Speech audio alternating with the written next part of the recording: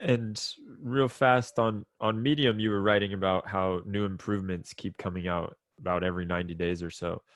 And as the product manager, who is the one that's influencing where the product is going? Is it a team effort from everyone, or is there a vision that's written down? How does that work?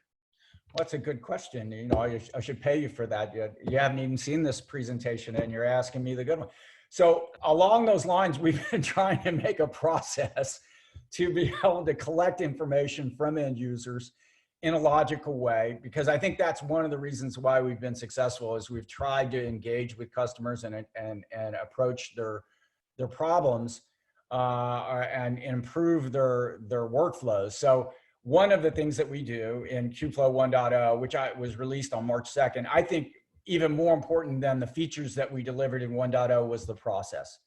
So we have a process to publish a roadmap, right? So people know what's coming, and we do a roadmap by each individual components, but also for Kubeflow in general.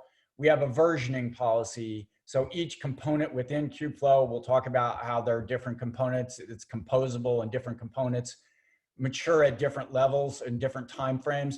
We have stable, beta, and alpha.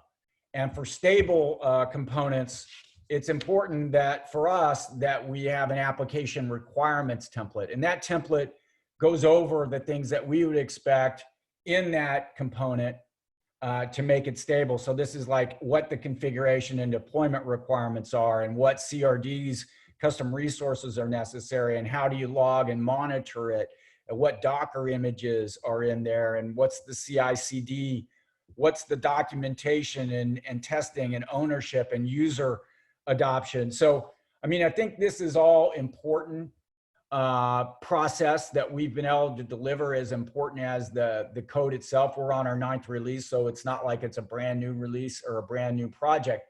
We track all this in a Kanban board that everyone can see. 1.0 was one of our largest releases with almost 200 issues that we've delivered and really designed to improve the fit and finish. And you can see here at the bottom, right, the components that we have. We'll go through these in more detail, that are in stable and in beta.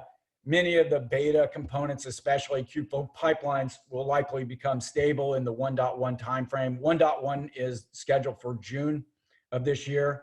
So I think that's a pretty good a review of some of the process.